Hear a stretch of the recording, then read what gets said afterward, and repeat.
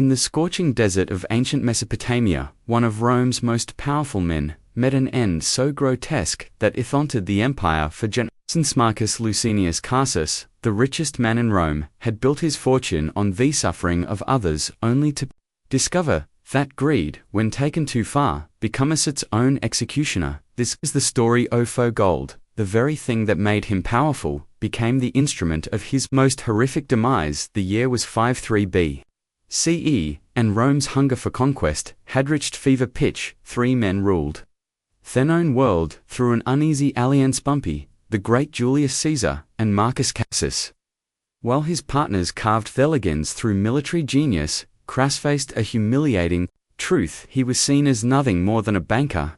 Among warriors, his vast wealth accumulated through real estate speculation and slave labor bought him political influence, but not the respect he desperately craved. Crassus had watched Caesar conquer Gaul, and Pompey dominated Mediterranean, their victorious hoeing through Rome's marble halls, while his own achievements were measuredly incensed. Sting of being called the third wheel of the triumvirate gnawed at him constantly. At 60 years old, most men would have been content to enjoy their riches, but Crassus saw only one path: true glory, military conquest that would rival his more famous allies.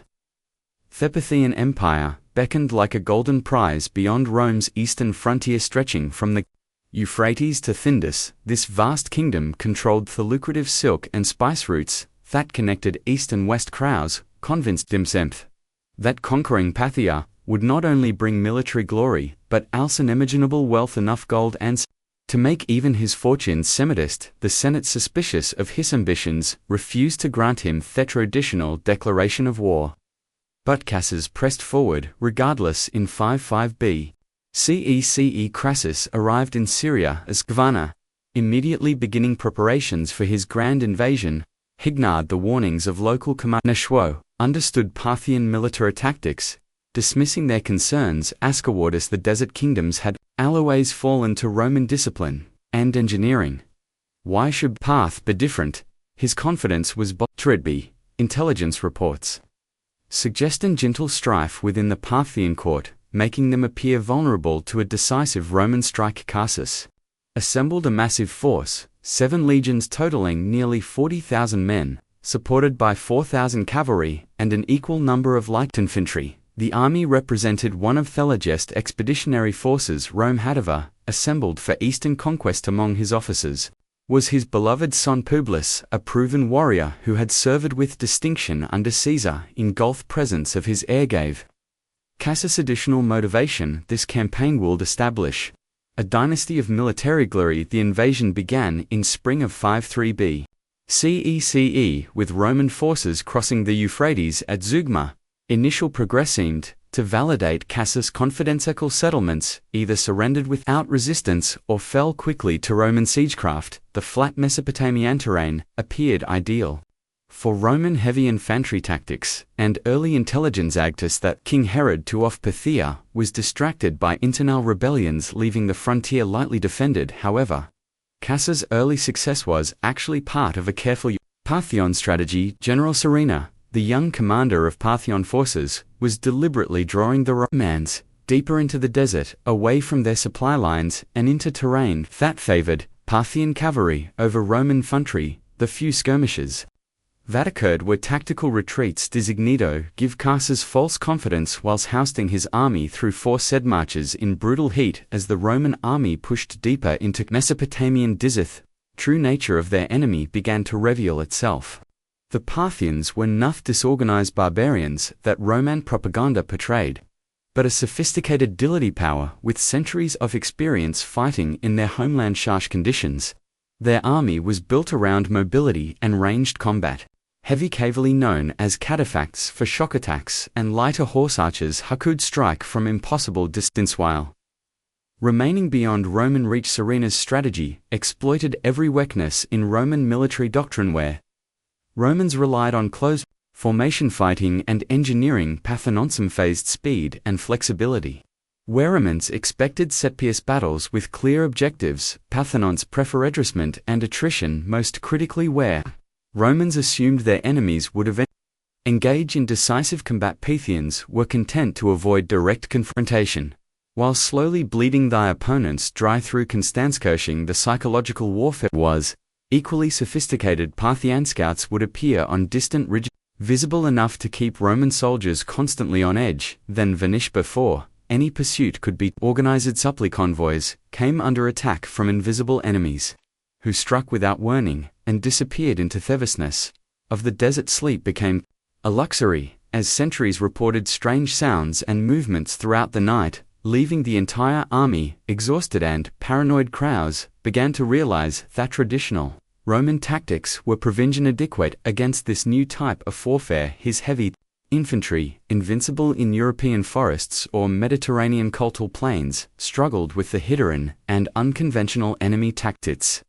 Cavalry forces he had assembled were insufficient for the mobile warfare that dominated the region, and his supply lines were becoming increasingly vulnerable to Parthian raids that seemed to come from everywhere and nowhere. The critical moment came at Caria, small city in northern Mesopotamia, where Crassus decided to make his stand. Local geography seemed to favor his position. Hills provided defensive presence for his infantry, while the presence of a water source would solve his supply problems. Intelligence reperceived that Serena's main force was approaching, offering the decisive battle Crassus believed would vindicate his entire campaign and demonstrate Roman superiority once and for all. The Battle of Carrhae began at dawn on June 9, 53 BCE, with Roman forces arranged in their traditional formation, heavy infantry in the center, cavalry on thruwings, and light troops screening the main force.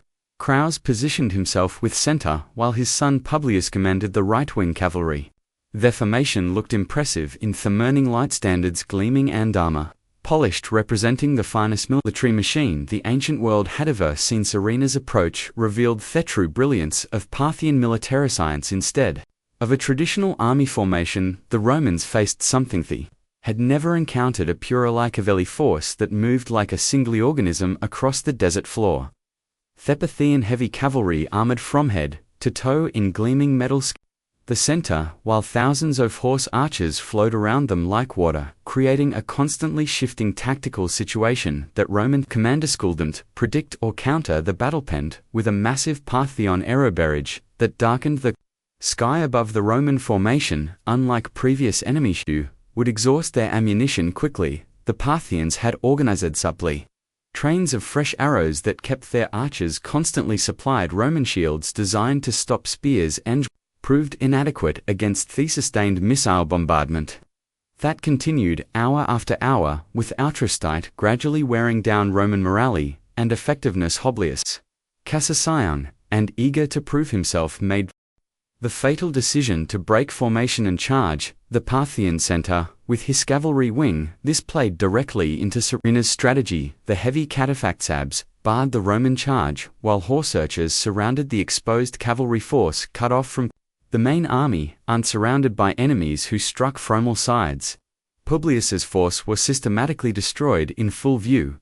Ophis, horrified father, and the remainder of the Roman army. The death of Publius marked the psychological turning point of the battle. Serena's men severed their young man's head and mounted it on a spear, parading it before the Roman battle line, while his father watched in stunned horror, the sight of his son's shed bobbing above enemy ranks. Shattered whatever composure Crassus had maintained throughout the campaign, the confidential who had crossed the Euphrates months earlier was replaced by a broken old man who could barely give coherent orders. Roman discipline began to collapse as the reality of their situation became clear. They were trapped in hostile territory, surrounded by an enemy who could strike at will while remaining beyond retaliation. Water supplies were running low. The dead and wounded were accumulating faster than they could be treated, and every breakout resulted in heavier casualties. The desert that had seemed like an open highway to conquest had come a prison with no visible escapees. Night fell. Crassus attempted to organize a retreat toward the near vicinity of Cara, hoping that urban neutralize Parthian cavalry advantages. However, the withdrawal turned into a route as exhausted Roman soldiers abandoned their equipment and discipline. A desperate attempt to reach set, but thousands were cut down during the chaotic night march, while Others simply collapsed from exhaustion and heatstroke, left behind by comrades who could barely save themselves, the remnants of Rome's great Eastern army stumbled into Curry as dawn broke, having lost nearly half their strength in a single day of combat. The proud legions that had crossed the Euphrates were reduced to a desperate mob of survivors, their standards lost their confidence, hated, and their commander broken by grief and the magnitude of his Phalerocracy, had achieved the decisive battle wanted, but the decision had gone entirely against him, Zarina, rather than pressing his advantage with an immediate so. On the city chose to demonstrate Tepthan magnanimity by offering negotiations. He sent envoys under flags of truce, proposing a meeting between commanders to discuss terms for Roman withdrawal. The offer seemed reasonably. Besides had suffered casualties and the Parthians had proven their point about Roman vulnerability. For Crassus, desperate to salvage something from the proposal offered hope of saving at least some of his men. The meeting was arranged to take place in neutral ground between the Tormes, with both commanders accompanied by small retinues of officers. Cross, despite warnings from subordinates who suspected treachery, agreed to the parley. His desperation to end the nightmare overcome his tactical judgment. He detto believed that some honorable solution was possible, that his great gamble hadn't resulted in complete catastrophe for Rome and personal ruin for himself. What happened next remains dispute among ancient historians, but the outcome was clear enough. The meeting erupted into violence, with Parthian soldiers furthering the Roman delegation. Whether this was premeditated, the result of misunderstandings and mutual suspicions, Crassus found himself a prisoner of the man who had destroyed his army and killed his son. The richest man in Rome was now entirely at the mercy of enemies who had every reason to hate what he represented. Serene's treatment of his captive revealed the depth of Parthian anger toward Roman ambitions. This was not merely a defia tendril, to be ransomed or executed quickly. Crassus represented everything the Parthians despised about Roman expansion. His invasion had been unprovoked aggression, motivated purely by greed and ambition, launched without regard for Parthian sovereignty or thelivs that would be lost in pursuit, office, personal glory. The decision to execute Crassus in a manner befitting his and crimes reflected both Parthian justice and their understanding of symbolic messaging in a culture that valued honor and measure attractor by actions rather than wealth. Crassus embodied everything contemptibly about Roman values. His death needed to send a message not just to Rome, but to any future invaders who might mistake Parthian territories for easy conquest. Method chosen was both practical and deeply symbolic. Molten gold, the metal that had defined Crassus' life and motivated his disastrous invasion, would become the instrument of his death. Parthian craftsmen heated gold until it reached liquid form, creating a substance that would burn through human tissue while carrying profound symbolic meaning. The man who had worshipped gold above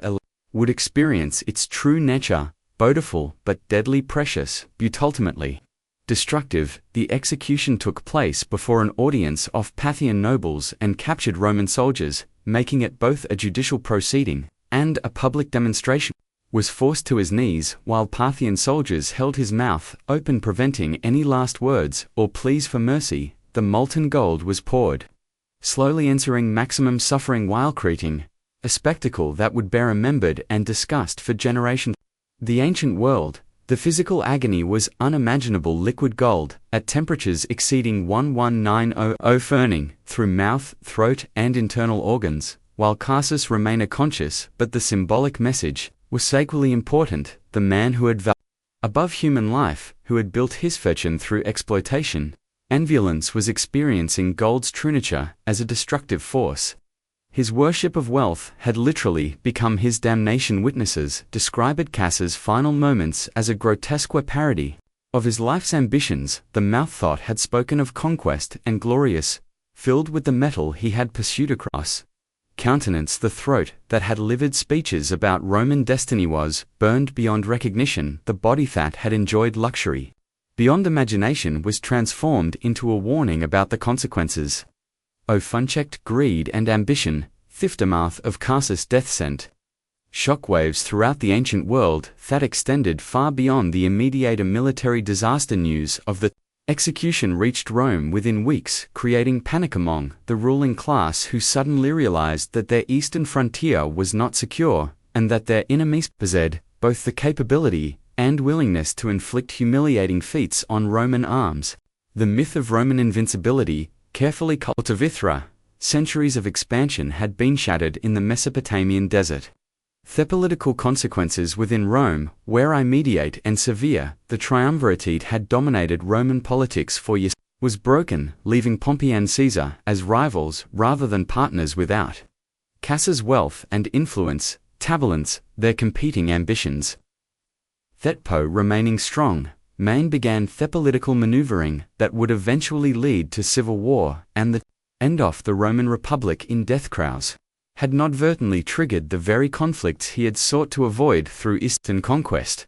Parthian treatment of other Roman prisoners demonstrated that Crassus' execution was not merely sadistic cruelty, but part of a calculated strategy to deter future Roman aggression. Many surviving soldiers were settled in remote regions of the Parthian Empire, where they established a communis and gradually assimilated into local populations. These former served as living examples of Parthian mercy toward those who had not chosen war, contrasting sharply with the fate of their commander, who had initiated the conflict. The symbolic presence of Crassus' death extends throughout the ancient world in writers and philosophers. For generations, the image of molten gold being poured into the mouth of Rome's richest man became a powerful metaphor for the dangers of excessive materialism and unchecked ambition. Plutarch, writing more than a century later, used the execution as a moral lesson about the corrupting influence of wealth and the inevitable consequences of hubris. Modern historians continue to debate the exact details of Crassus' death, with some questioning whether the molten gold story is literal truth or symbolic. However, the broader historical significance remains clear. The execution marked a turning point in Roman expansion eastward and demonstrated that empire's enemies were capable of sophisticated psychological warfare that went beyond mere military tactics. The manner of death, whether precisely accurate or not, captured essential truths about the conflicts, meaning the location of Crassus' remains became part of Parthian propaganda efforts, with his head allegedly sent to the court of King Aratus, to where it was used as a prop in theatrical performances mocking Roman pretensions. Some accounts suggest that Parthian actors used the severed head during performances of Euripides' Bacchae, with Crassus representing the tragic figure whose excessive ambitions led to destruction. These theatrical presentations turned Roman defeat into going entertainment for the audiences. Archaeological evidence from Vidfield at Carhae continues toiled insights into the scope of the Roman disaster, with weapons, armor fragments and skeletal remains, painting a picture of complete military catastrophe. The artifacts tell the story of a professional army that was systematically destroyed by enemies. Understood both the tactical situation and the psychological dimensions of warfare. Roman military manuals were revised based on lessons learned from the defeat, but the damage to imperial prestige could never be fully repaired.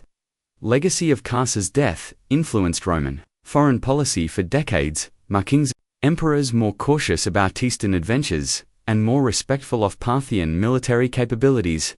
The disaster demonstrated that Rome's enemies were not simply barbarian tribes to be conquered through superior discipline and engineering, but civilizations with their own military traditions and strategic thinking. This recognition marked the beginning of a more mature phase in Roman expansion that emphasized diplomacy alongside military force. The history of Marcus Crassus serves as adamant warning about the dangers of following personal ambition to override wisdom and restraint. His transformation from successful businessman to military dictator illustrates how individual character flaws can have consequence far beyond personal failure, affecting gentile civilizations and altering the course of history.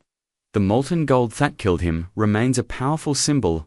Opho, the things we desire most intense can become the instruments of our destruction in our modern world, where wealth inequality and political ambition conto to shape global events. The death of Crassus offers sobering lessons about the relationship between power and responsibility. His story reminds us that true leadership requires more than accumulating resources or achieving victories. It demands wisdom, empathy, and understanding of the broader consequences of our actions. The golden throat that silenced Rome's richest man continues to whisper warnings across the centuries about the price of unchecked greed and the importance of knowing when no is truly enough.